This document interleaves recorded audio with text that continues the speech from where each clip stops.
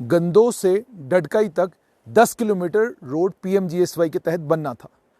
जब नेता प्रतिपक्ष राज्यसभा में, पूर्व नेता प्रतिपक्ष राज्यसभा में गुलाम नबी आज़ाद जम्मू कश्मीर के मुख्यमंत्री होते थे, उस अपने कार्यकाल में उन्होंने इस रोड को सैंक्शन करवाया और उन्हीं के कार्यकाल में इस रोड पर काम भी शुरू हुआ, लेकिन अभी तक काम मुकम्मल नहीं हुआ। 14 साल हो चुके हैं। 14 साल से डडकई गांव में बहुत ख़ास किस्म के लोग रहते हैं, वो भी इस इंतज़ार में है कि रोड कब मुकम्मल होगी। गंदो के लोग भी इस इंतज़ार में हैं कि रोड कब मुकम्मल होगी। और क्या हम बात करें गंदो से डडकई रोड की, आप जब गंदो तक भी आते हैं और डिस्ट्रिक्ट हेडक्वार्टर पर भी जो सड़कें हैं, जब आप उनको देखते हैं तो आप कहने पर मजबूर हो जाते हैं कि इतनी खूबसूरत वादी में, इतने ज़बरदस्त खूबसूरत पहाड़ों के बीच में, इस बहते हुए खूबसूरत पानी के बीच में, इन बेहतरीन लहरों के बीच में, इस कमाल के नज़ारे के बीच में, इस इलाके में सड़कें नहीं हैं। इस इलाके में आज भी लोग तरस रहे हैं कि कब हमें यहाँ पर 4 लेन देखने को मिलेगी। अगर 4 लेन नहीं, कम से कम मैक्डमाइज तो हो रास्ता। आज भी लोग इस इंतज़ार में हैं कि कब यहाँ का रास्ता मैक्डमाइज होगा। यहाँ के लोग इंतज़ार कर रहे हैं कि कब यहाँ के रास्तों के ऊपर कंक्रीट लगेगा। कंक्रीट यानी साइड्स पर कंक्रीट लगे, ताकि ड्राइवर को ये यकीन हो कि रास्ता सेफ है।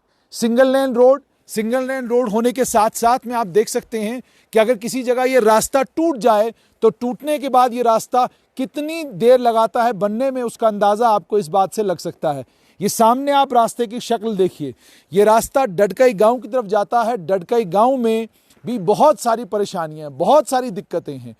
इन तमाम दिक्कतों को अगर एड्रेस किया गया होता, अगर इस इलाके को कभी प्रायोरिटाइज किया गया होता, तो आज जम्मू कश्मीर के पर्यटन विभाग को फख्र होता है इस बात पर कि इन खूबसूरत नज़ारों के बीच में, इन ज़बरदस्त पहाड़ियों के बीच में एक इलाका है जिस इलाके को टूरिज़्म के मैप पर लाया जाना चाहिए। ये सामने से गाड़ियां आ रही हैं, आप देखिए, ये सामने से गाड़ियां आ रही हैं, कितनी धूल उड़ा रही हैं ये। और ये सारा कच्चा रास्ता है। और आप तक ये जानकारी भी पहुंचाएं कि सिर्फ रास्ता ही कच्चा नहीं है, बल्कि आगे आज भी ऐसे इलाके हैं जिन इलाकों में खाने पीने का सामान यानी राशन का सामान खच्चरों के ऊपर लाद कर लिया जाता है। मीडिया के कैमरों से दूर, क्योंकि ये इलाके रहते हैं, इसलिए इंजीनियर साहिबान को जो मन करता है वो इन इलाकों में करते हैं। और कमाल की एक और चीज़ इस इलाके में देखने को ये मिली, फाउंडेशन स्टोन भी इस इलाके के पुराने हो चुके हैं। कुछ फाउंडेशन स्टोन टूट भी गए हैं, लेकिन इस इलाके के रास्ते अभी तक ठीक नहीं हुए। इस इलाके के रास्तों को अभी तक कंक्रीट ने मैग्डमाइज नहीं किया गया। इस इलाके के इस इलाके के रास्ते अभी भी कच्चे हैं। आप इन कच्चे रास्तों को ध्यान से देखिए। इस वीडियो को सरकार तक पहुंचाइए और सरकार से ये कहिए कि गंदो से आगे के रास्ते और गंदो तक के रास्ते आखिरकार कच्चे क्यों हैं। सरकार से पूछिए ये सवाल आप, और सरकार को आप ये बताइए कि इतना खूबसूरत और इतना बेहतरीन गंदो का ये इलाका, भलेसा का ये इलाका, जिसका नज़ारा देखते ही बनता है, इस इतने खूबसूरत इलाके तक आने के लिए रास्ता क्यों नहीं। गुलमर्ग, पहलगाम, निशात, शालीमार बहुत खूबसूरत जगहें हैं कश्मीर में। हर जगह को प्रायोरिटाइज किया गया।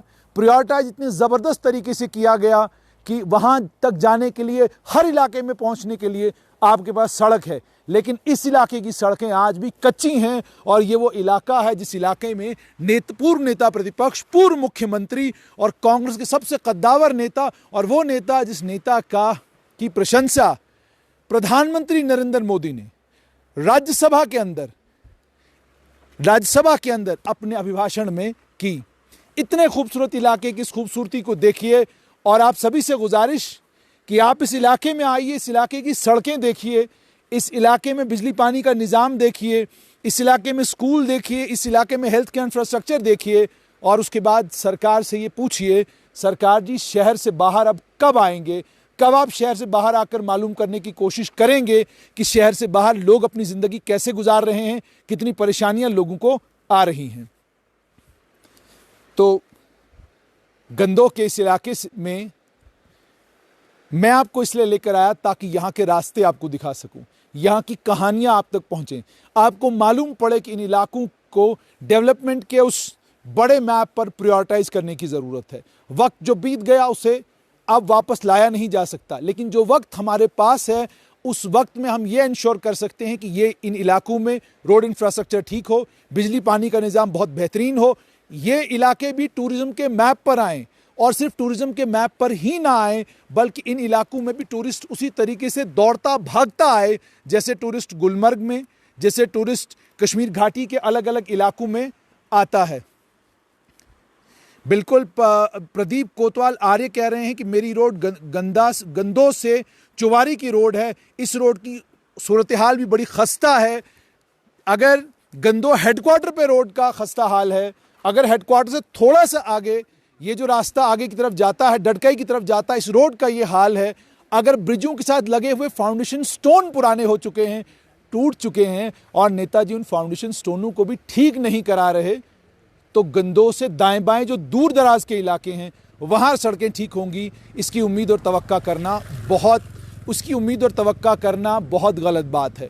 उम्मीद ये कि सरकार इन तमाम चीज़ों को नोटिस में लाएगी, गंदों को टूरिज्म के मैप पर लाने के लिए हर मुमकिन कोशिश करेगी, और ये जो रास्ते अधूरे रहे हैं, अगर 15 साल के बाद पूर्व मुख्यमंत्री के इलाके में सड़क अभी तक मैग्डमाइज नहीं हुई है और ये हाल है सड़कों का, तो सोचिए उन इलाकों का हाल क्या होगा जहां इतने बड़े लोग या इतनी बड़ी शख्सियतें नहीं हैं।